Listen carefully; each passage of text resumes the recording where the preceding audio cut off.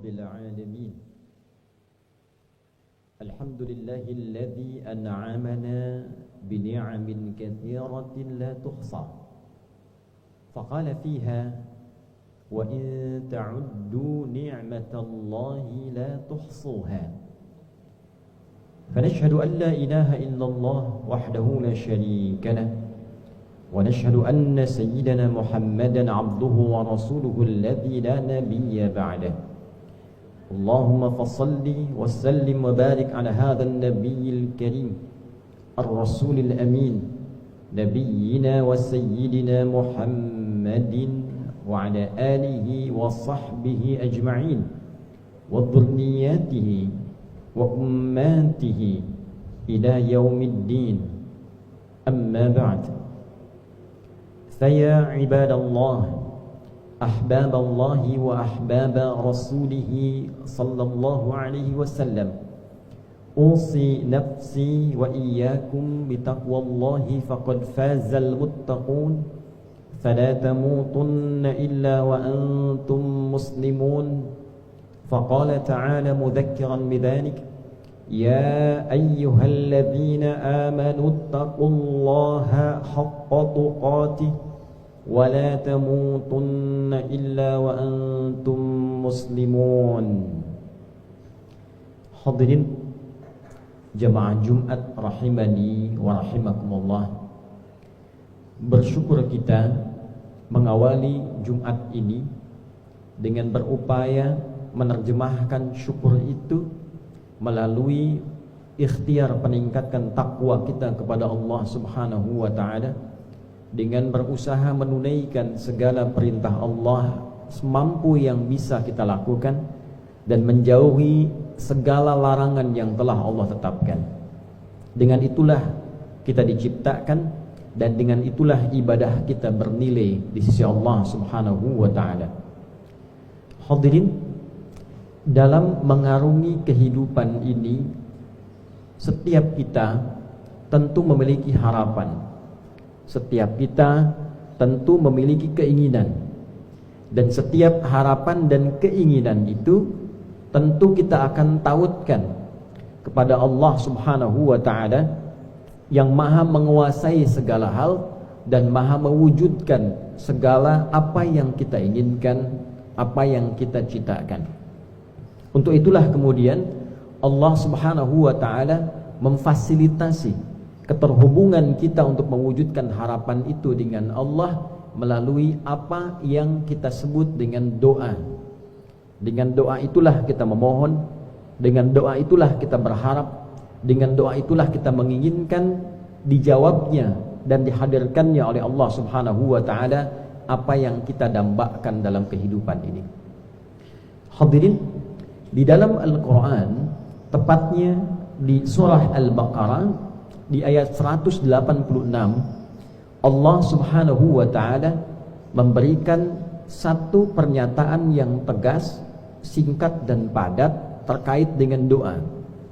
Allah menyampaikan ba'da a'udzubillahi minasyaitonir rajim, bismillahirrahmanirrahim, wa idza sa'alaka 'ibadi 'anni fa inni qarib ujibu da'watad da'i idza da'ani falyastajibu li wal yu'minu bi la'allahum yarshudun. Wa idza sa'alaka 'ibadi, dan bila di antara hambaku ada yang bertanya kepadamu Muhammad sallallahu alaihi wasallam tentangku. Idza, bila bertemu dengan fi'il madhi, itu maknanya mudhari'. Artinya boleh jadi di era Nabi ada yang ingin mendekat kepada Allah dan bertanya pada Nabi. Tidak hanya di era Nabi, bahkan setelah era Nabi pun, sampai kapanpun selama berkehidupan, akan tetap ditemukan manusia yang ingin mendekat kepada Allah. Motif mendekat itu biasanya ada dua. Satu, bertobat dari kesalahan. Orang pernah berbuat salah, ingin bertobat, dia mendekat kepada Allah. Yang kedua, dia meminta dari harapan dan keinginan. Itu yang kita sebut dengan doa. Ada orang datang menunaikan sholat. Sholat disebut sholat karena isinya berisi doa. Karena itulah secara bahasa sholat disebut juga dengan doa. Ada orang besok dia mau ujian, dia malamnya berdoa. Bahkan sebelum mengerjakan soal dia berdoa. Ada yang mau datang bekerja, dia berdoa. Ada yang ingin mendapati lamaran, dia berdoa. Jadi doa itu melekat sebagai bagian fitrah dari kehidupan seorang hamba yang menandakan bahwa dia bukan Tuhan, yang menandakan bahwa dia seorang hamba yang berkebutuhan. Dan dengan itulah kemudian Allah menjadikan doa bagian dari ibadah seorang hamba kepada Allah Subhanahu wa ta'ala. Maka jika ada di antara hambaku, kata Allah, datang kepadamu Muhammad sallallahu alaihi wasallam, walaupun nabinya sudah meninggal, tapi ayatnya kekal abadi. Mu'jizatnya tetap kemudian terhampar dan disaksikan oleh kita, sehingga sekalipun nabi sudah meninggal, tapi ajaran tentang hukum doa ini masih berlaku sampai kita pulang kembali kepada Allah Subhanahu wa ta'ala. Allah mengatakan fa inni qarib, pakai fa, harfu 'athfin rabitin baina syai'aini bila hudud, huruf yang menyambungkan dua peristiwa tanpa jeda. Peristiwa pertama, ada hamba yang ingin berdoa. Peristiwa kedua, bagaimana Allah merespon permohonan itu di antara dua peristiwa ini. Satu meminta, yang kedua adalah jawaban dari doa. Antara meminta dengan jawaban itu menggunakan huruf fa. Jadi hukum yang pertama, bahwa seorang yang bermohon kepada Allah, ingin mendekat kepada Allah, itu tanpa jeda direspon oleh Allah Subhanahu wa ta'ala. Untuk itulah dalam hadis qudsi disampaikan kepada kita, digambarkan dengan majaz, dengan kiasan, memahaminya tidak dengan tekstual. Ketika hamba mendekat dengan merangkak, Allah berjalan. Ketika hamba berjalan mendekat kepada Allah, Allah merespon dengan berlari. Ini ingin menunjukkan betapa cepatnya Allah merespon harapan-harapan hambanya. Hadirin jamaah Jumat rahimani wa rahimakumullah. Setelah itu apa yang terjadi? Ujibu da'watad da'i idza da'an. Maka Allah memberikan satu hukum, pernyataan informasi tentang hukum doa. Doa itu sepanjang dipanjatkan pasti aku jawab, kata Allah. Jadi kaidahnya tidak ada doa yang tidak dijawab. Allah mengatakan pasti aku jawab. Dan bentuknya fi'il mudhari. Bisa saat ini hadir, bisa berlangsung terus sampai dijawab, bisa kemudian di masa depan. Karena itu ulama menyimpulkan boleh jadi ada 3 cara Allah mengabulkan doa kita. Diberikan langsung saat kita memohon. Ya Allah, saya bermohon kepadamu, anugerahkan saya kemampuan untuk mendapatkan sepeda misalnya, agar bisa digunakan memudahkan saya datang ke masjid. Lalu dengan cepat, tiba-tiba Allah menggerakkan hati seorang hamba, hadirlah sepeda itu di hadapan kita sebagai hadiah misalnya. Diberikan saat kita dipandang mampu cepat menggunakannya. Yang kedua, terkadang Allah mengabulkan itu setelah kita dinilai mampu mendapati itu. Nabi SAW berdoa supaya kiblat diarahkan kembali ke Ka'bah. Apakah langsung dijawab? Tidak. Butuh 2 tahun 6 bulan untuk adaptasi dulu, untuk hikmah dulu dengan komunitas baru di Madinah. Setelah dirasakan mudah, nyaman, bisa beradaptasi umatnya, baru kemudian jawaban diturunkan. Demikian dengan doa. Ada anak meminta dibelikan motor, usia masih 5 tahun. Orang tuanya mampu, tentu ia tidak akan berikan secara langsung. Dia akan tunda sampai anaknya mampu mengendarai motor dan dipandang layak mengendarainya, baru kemudian dikabulkan itu. Ada doa yang dikabulkan mungkin saat ini, ada doa yang dikabulkan 5 tahun kemudian, ada doa yang dikabulkan saat 10 tahun kemudian, bahkan mungkin ada yang diberikan saat di akhirat. Karena kita baru dipandang mampu untuk menerima karunia itu yang tidak memberatkan kita dalam mendapatinya.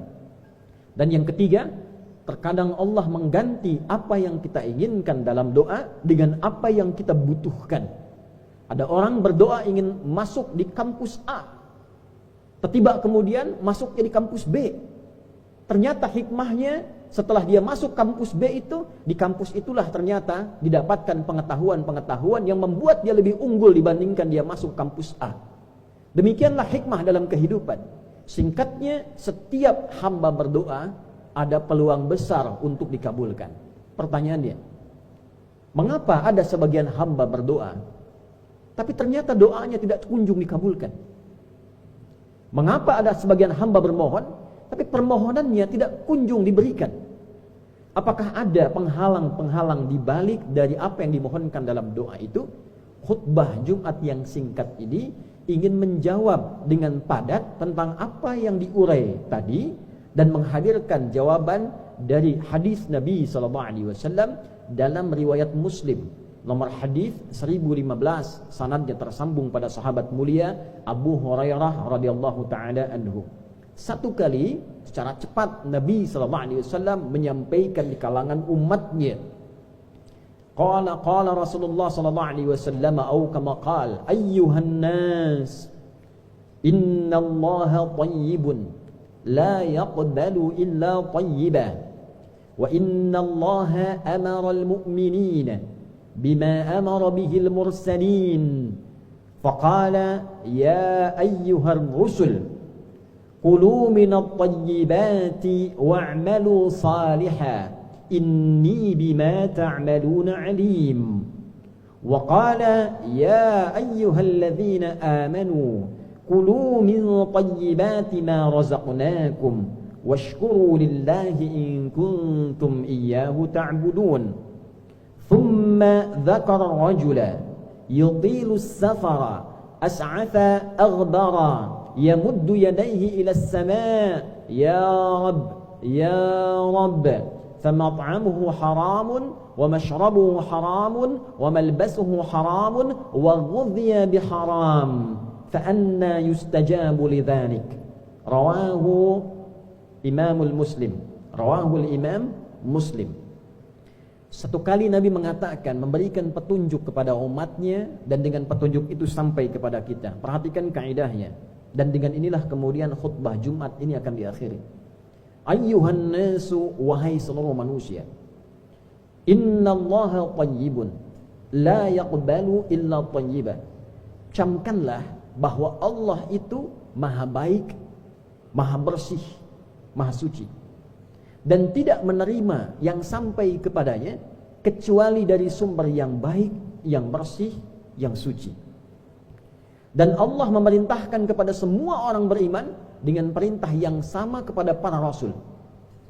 Maka Allah menyampaikan dalam Quran surah Al-Mu'minun di ayat ke-51, wahai para rasul, makanlah oleh kalian segala yang baik-baik, kerjakanlah yang baik-baik, sungguh camkanlah aku mengamati seluruh aktivitas kalian. Demikian Allah sampaikan perintah yang sama maknanya dalam Al-Quran surah kedua Al-Baqarah di ayat 172 kepada insan beriman. Hai seluruh insan beriman, makanlah oleh kalian segala yang baik yang telah aku siapkan dari rizki yang aku tetapkan, dan bersyukurlah kepadaku dari setiap pemberian itu, dan sadarilah engkau kelak akan kembali kepadaku, karena itu beribadahlah dengan baik kepadaku. Lalu Nabi mengisahkan seorang lelaki menempuh perjalanan panjang untuk berdoa. Ingat, doa dalam safar hukumnya mempercepat pengabulan. Ada orang berangkat bertujuan baik dari Indonesia ke Mekah, dari Kanada ke Jakarta, dari Jakarta ke Eropa, ingin bertujuan baik, bukan untuk maksiat. Maka dalam perjalanan mempercepat terkabulnya doa. Lalu dia mengangkat tangannya ke langit. Mengangkat tangan ini menunjukkan bagian dari adab untuk mempercepat terkabulnya doa. Sekaligus hadis ini menetapkan langit itu kiblat doa. Ka'bah kiblat salat, tanah kiblat sujud, langit kiblat doa. Karena itulah kemudian ketika kita berdoa membuka tangan seperti ini, karena kiblat doa ke langit. Yang ketiga, dia memulai dengan al-asmaul husna. Ya Rabb, ya Rabb. Membaca doa dengan awalan al-asmaul husna mempercepat terkabulnya doa dibandingkan biasa. Jadi dia melakukan 3 hal sekaligus. Perjalanan jauh, safar, mengangkat tangan, mengawali dengan al-asmaul husna. Perhatikan komen Nabi berikut ini. Anna yustajabu lidzanik. Bagaimana doanya bisa dijawab? Bahasa lainnya, dengan 3 itu pun, yang seharusnya doanya 6 kali lebih cepat dikabulkan, Allah tidak menjawabnya. Apa sebabnya? mat'amuhu haramun, karena makannya dari yang haram. Mashrabuhu haramun, minumannya haram.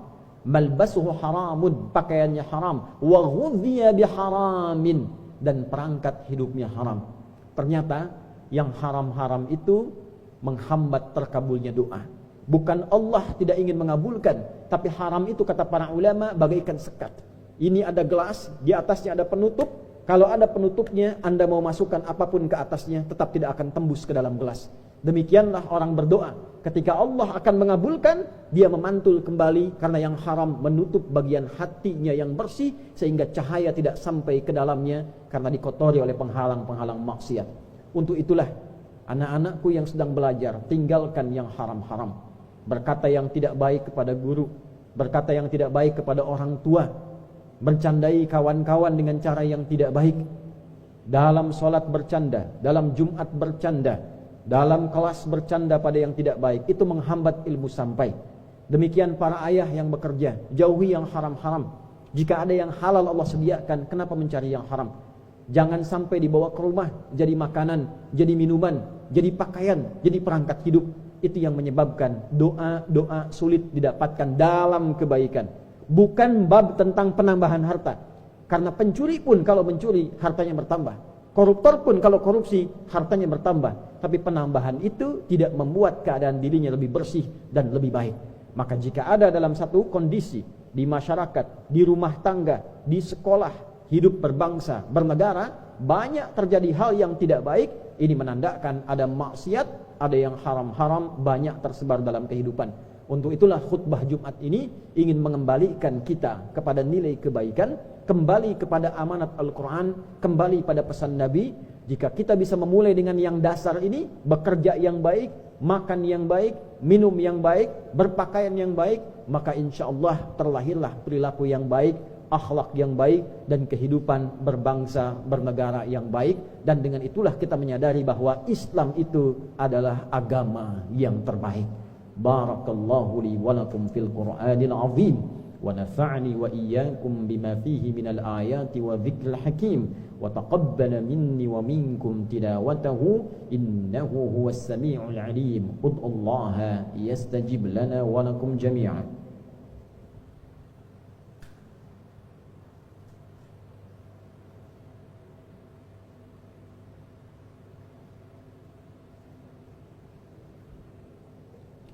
Alhamdulillah wassalatu wassalamu ala rasulillah nabiyyina wa sayyidina Muhammad ibn Abdullah wa ala alihi wa sahbihi wa man walah. Nashhadu an la ilaha illallah wahdahu la sharika lah wa nashhadu anna sayyidina Muhammadan abduhu wa rasuluhu alladhi la nabiyya ba'dah.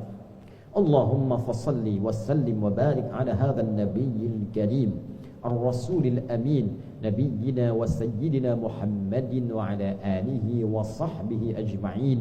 أما بعد، فيا عباد الله، أوصي نفسي وإياكم بتقوى الله فقد فاز المتقون فلا تموتن إلا وأنتم مسلمون.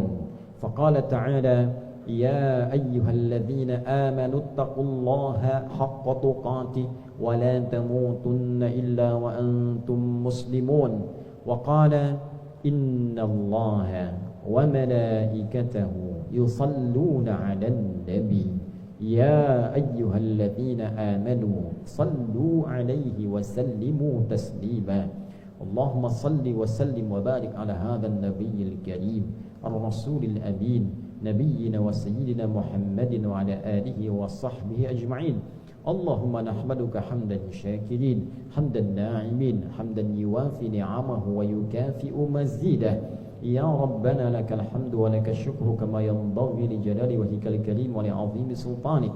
اللهم آت أنفسنا تقواها وزكها أنت خير من زكاها أنت وليها ومولاها.